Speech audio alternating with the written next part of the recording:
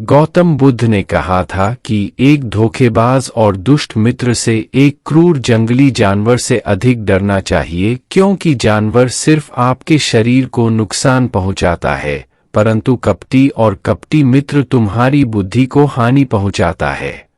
केवल एक दुष्ट मित्र आपको ऐसे पहुंचा सकता है नुकसान। ऐसी स्थिति पैदा हो सकती है जहां आपको यह महसूस हो कि यह दुनिया है, बहुत बुरा हाल है, अब यहाँ रहने से क्या फायदा, और धोखा मिलने पर यही होता है, आपको धोखा दिया गया है। और धोखा खाने वाला एकमात्र व्यक्ति वही है जो आंख मूंद लेता है, दूसरों पर भरोसा करता है। नमस्ते दोस्तों, मेरे YouTube चैनल गोल्ड ड्राइव पर जीवन बदलने वाले एक नए वीडियो के साथ आपका बहुत बहुत स्वागत है। यदि आप नए हैं तो कृपया सब्सक्राइब करें और मेंबरशिप लें, क्योंकि यहां आपके मोटिवेशन के लिए नए नए वीडियो आते रहेंगे। इस वीडियो को एक एक करके ध्यान से देखिए और समझें।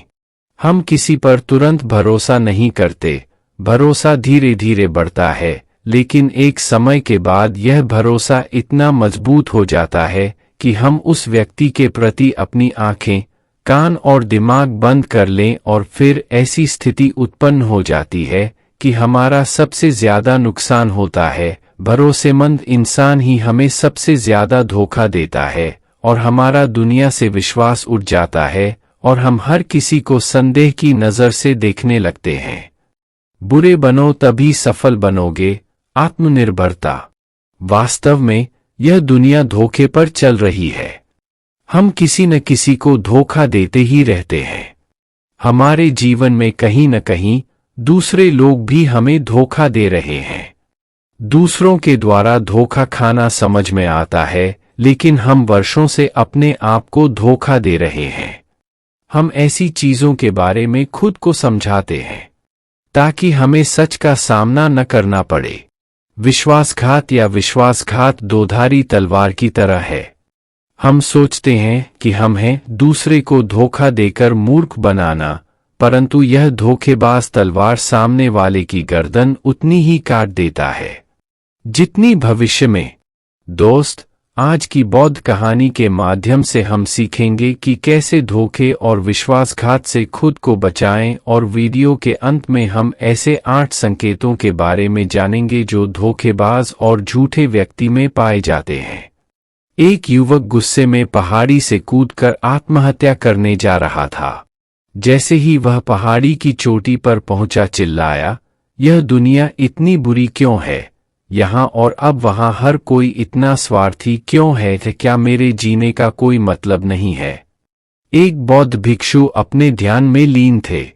युवक की तेज और गुस्से भरी आवाज सुनकर वह ध्यान से उठ गया।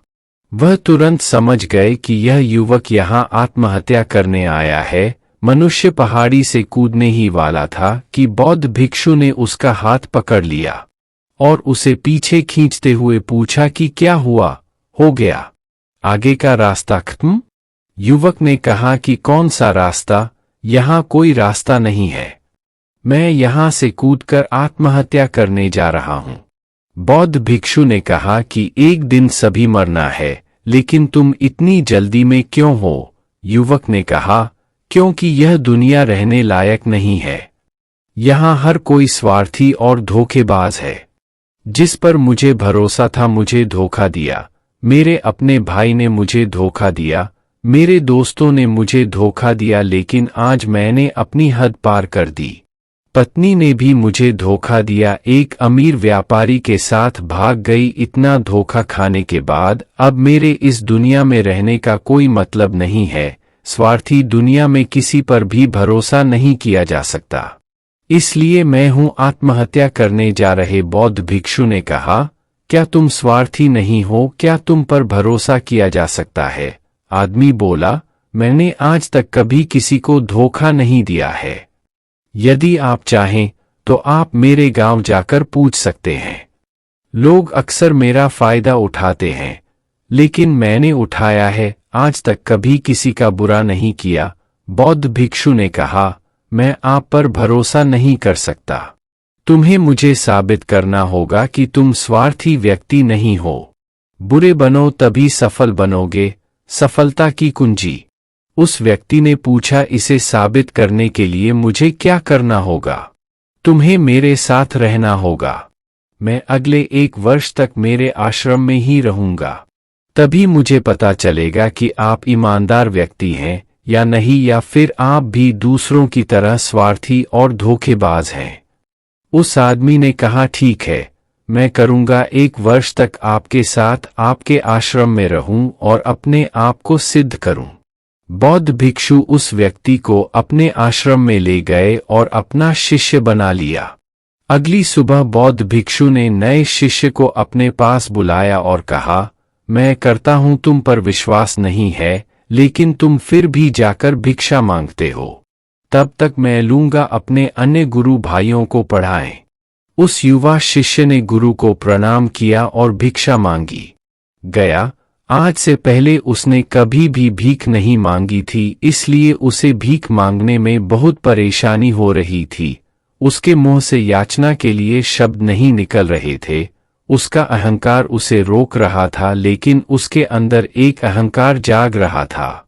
उसे गलत साबित करने के लिए उसने मिन्नतें की और वह भिक्षा लेकर स्वामी के पास लौट आया।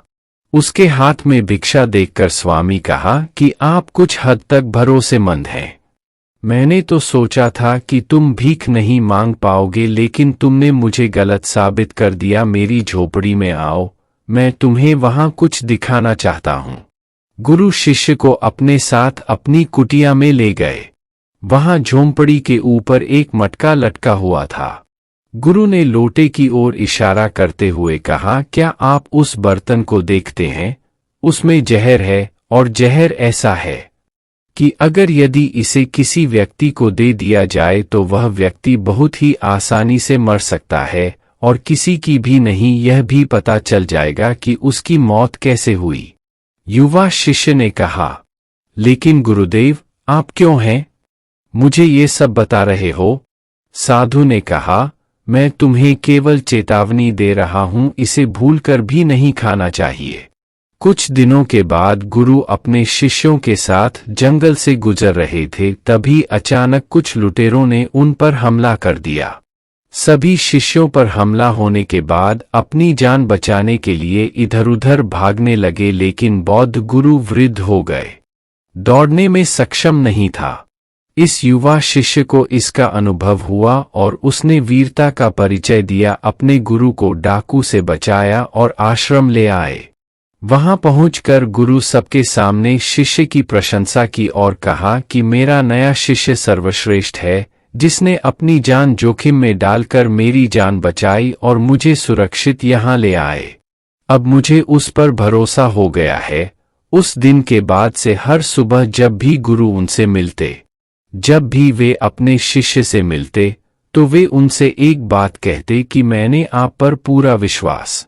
धीरे धीरे गुरु का उस शिष्य पर विश्वास बढ़ता गया और बात बिगड़ गई। इतना बढ़ गया कि एक दिन गुरु ने शिष्य को अपने पास बुलाया और कहा कि मेरे कोई पुत्र नहीं है, लेकिन तुम मेरे बेटे जैसे हो। मैं अब बूढ़ा हो गया हूँ, इसलिए चाहता हूँ मेरी मृत्यु के बाद तुम इस आश्रम की बागडोर संभालना। शिष्य ने कहा, गुरुदेव, यदि आपकी यही इच्छा है तो मैं आपकी प्रसन्नता के लिए आश्रम की जिम्मेदारी ले लूंगा। इतना कहकर शिष्य चला गया। कुछ दिनों के बाद गुरु बीमार पड़ गए तो वे आश्रम के सभी शिष्यों को बुलाया और घोषणा की कि मेरे बाद यह युवा शिष्य इस आश्रम को चलाएंगे। धीरे धीरे दिन बीतते गए और आश्रम उस युवा शिष्य के मन में बस गया। जल्द से जल्द कार्यभार संभालने की बेताबी बढ़ गया। वह रोज सुबह गुरु के पास दर्शन के लिए जाता था और गुरु की मृत्यु की कामना की, लेकिन गुरु के स्वास्थ्य की दिन ब दिन बेहतर होता जा रहा था। अब युवा शिष्य का रातों में धैर्य टूटने लगा। उसकी नींद हराम हो गई। वह हमेशा यही सोचता रहता था कि गुरुदेव को कैसे रास्ते से हटाया जाए, इसके बारे में किसी को पता नहीं चलेगा। कभी कभी उसके मन में गुरुदेव को नदी में धक्का देने की बात आती, लेकिन अगले ही पल वह एहसास हुआ कि गुरुदेव एक अच्छे इंसान थे। वह तैराक है और तैरकर बाहर आ जाएगा। कभी कभी वह सोचता है कि गुरुदेव का गला घोंटकर मार डालूंगा। सब जानते हैं कि मैं गुरुदेव का हूं विश्वास पात्र, इसलिए मुझ पर किसी को शक नहीं होगा। लेकिन फिर वह सोचता है कि अगर थोड़ी सी भी गलती हो जाए तो बात बिगड़ सकती है।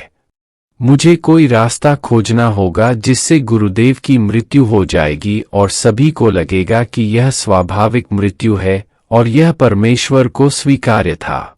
एक दिन युवा शिष्य गुरु के पास उनकी कुटिया में बैठा था। तभी उसकी नजर ऊपर लटके बर्तन पर पड़ी। उसे याद आया कि गुरुदेव ने तो कहा था उसमें जहर था और जहर ऐसा था कि किसी को पता नहीं चलेगा। उसने सोचा कि यह बेहतर होगा मैं यह जहर गुरु को दे देता हूं और किसी को पता भी नहीं चलेगा कि उनकी मृत्यु कैसे हुई, और तो फिर मैं पूरे आश्रम पर कब्जा कर लूंगा। आखिर में बस मैं आपसे इतना ही कहना चाहूंगा कि इसका दूसरा पार्ट भी आपको जरूर सुनना चाहिए, क्योंकि उसमें आपको 8 ऐसी टेक्निक्स बताई जाएंगी जो आपको अपने लक्ष्यों सफलताओं को लेकर आपका माइंड सेट चेंज कर देगी। और आप लोगों को इसका दूसरा पार्ट भी इसी चैनल पर बहुत जल्दी मिल जाएगा। मुझे आशा है दोस्तों, बुरे बनो तभी सफल हो पाओगे पार्ट 1। यह गौतम बुद्ध की कहानी जरूर पसंद आएगी। यह कहानी अगर आपको पसंद आई है तो इस कहानी को लाइक एंड चैनल को सब्सक्राइब जरूर करें और कमेंट बॉक्स में नमो बुद्धाय लिखना ना भूले।